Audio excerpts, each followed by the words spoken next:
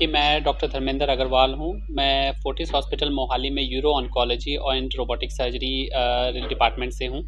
आज मैं बात करने आया हूँ kidney cancers and urinary bladder cancers के बारे में।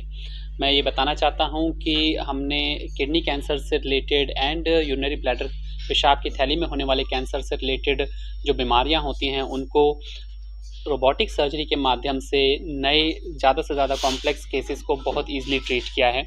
किडनी कैंसर का मैं एग्ज़ाम्पल देते हुए बताऊँगा कि हमारे पास एक 54 वर्षीय व्यक्ति आए थे जिनको 7 सेंटीमीटर का किडनी के अंदर ट्यूमर था और उनको कई हॉस्पिटल्स में ये ऑलरेडी बता दिया गया था कि उनकी किडनी पूरी तरीके से रिमूव कर दी जाएगी। हालाँकि जब वो हमारे पास आए, हमने उनके टेस्ट किए और उसके बाद हमने उनको रोबोटिक सर्जरी के माध्यम से उनका जो ट्यूमर है, किडनी का जो ट्यूमर है, उसको पूरी तरीके से निकाला और उनकी जो लेफ़्ट साइड की जो किडनी थी, हमने उसको पूरा सेव कर लिया। इस टाइप के ऑपरेशंस जो हैं वो ज़्यादा कॉम्प्लेक्स होते हैं क्योंकि उनका जो ट्यूमर था वो खून की नसों के काफ़ी करीब आ गया था। हालाँकि रोबोटिक मशीन और रोबोटिक टेक्नोलॉजी की मदद से हम ये ऑपरेशन कर पाए और उनको आज ऑपरेशन से 4 महीने 5 महीने बाद उनकी जो किडनी है, लेफ़्ट किडनी है, वो कंप्लीटली नॉर्मल काम कर रही है और वो कंप्लीटली कैंसर फ्री हैं।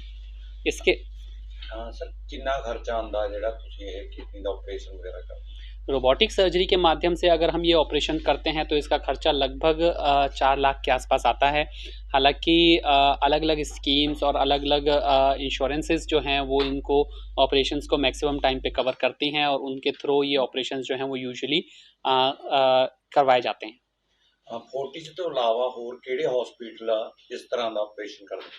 देखिए, अपने नॉर्थ के जो 4-5 स्टेट्स हैं हमारे, जम्मू कश्मीर, पंजाब, हरियाणा ते हिमाचल, यहाँ पर फोर्टिस हॉस्पिटल और के अलावा ये जो रोबोटिक फैसिलिटी जो है वो सिर्फ पीजीआई में अवेलेबल है। हालाँकि पीजीआई में जो रोबोटिक फैसिलिटी अवेलेबल है वो फोर्टिस का जो रोबोट है उसके सेम स्टैंडर्ड पे नहीं है, उससे एक स्टेप डाउन पे है। And what we have is Fortis में जो रोबोटिक मशीन्स जो अवेलेबल हैं वो up to the mark and latest versions में अवेलेबल हैं। किडनी का कैंसर होने के चांस क्यों होते रहते हैं? देखिए, किडनी के कैंसर्स काफ़ी रीज़न से हो सकता है। स्मोकिंग सबसे ज़्यादा इम्पॉर्टेंट रीज़न है। बाकी अक्सर कई लोग जिनका वेट ज़्यादा होता है, बॉडी हैबिट्स ज़्यादा ख़राब होता है, उनके अंदर भी कैंसर होने के चांसेस बढ़ जाते हैं। लेकिन इसके साथ-साथ किडनी कैंसर अक्सर आकस्मिक पाया जाता है। अक्सर आपको कोई ख़ास रीज़न पता नहीं चलता और नॉर्मल स्कैन में या टेस्ट करने पे पता लगता है कि किडनी में कोई ट्यूमर डेवलप हो रहा है। और उसके लक्षण कितने रहते हैं? सबसे इम्पॉर्टेंट बात ये है कि किडनी जो कैंसर है उसके कोई भी स्टार्टिंग फेज़ में कोई बहुत ज़्यादा लक्षण्स देखने को नहीं मिलते। पर जो सबसे इम्पॉर्टेंट लक्षण्स है वो है ब्लड में यूरिन में ब्लड आना, उसके अलावा किडनी के रास्ते पे कोई गाँठ महसूस होना, पेट में गाँठ महसूस होना।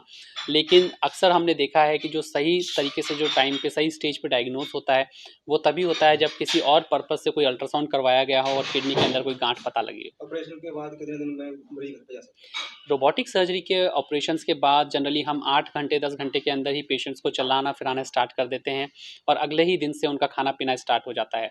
अब तक हमने जितने भी केसेस किए हैं, हर पेशेंट लगभग सेकंड से थर्ड डे पे हॉस्पिटल से डिस्चार्ज होके घर चले जाते हैं। कंपैरिज़न टू ओपन सर्जरी जहाँ पे इन ऑपरेशंस मेजर ऑपरेशंस के बाद लगभग 7 से 10 दिन तक हॉस्पिटल में रुकना पड़ता था। कोई कार्ड वगैरह चलता है आपका? हम सॉरी? कोई कार्ड चलता है कुछ कोई आयुष्मान भारत देखिए, आयुष्मान भारत का जो कार्ड है, आयुष्मान स्कीम जो है वो अभी तक रोबोटिक सर्जरी को अप्रूव नहीं करती है। तो रोबोटिक सर्जरी के जो कैंसर ऑपरेशंस होते हैं उसमें हम आयुष्मान को अभी इंक्लूड नहीं कर सकते। हालाँकि डिफरेंट इंश्योरेंस स्कीम सब हॉस्पिटल्स में वैलिड होती हैं। Central government health service schemes, इसके अलावा आर्मी से रिटायर्ड पर्सनल्स की स्कीम्स, लगभग सभी डिफरेंट टाइप्स की स्कीम्स जो हैं वो हॉस्पिटल में उनकी फैसिलिटीज़ अवेलेबल होती हैं।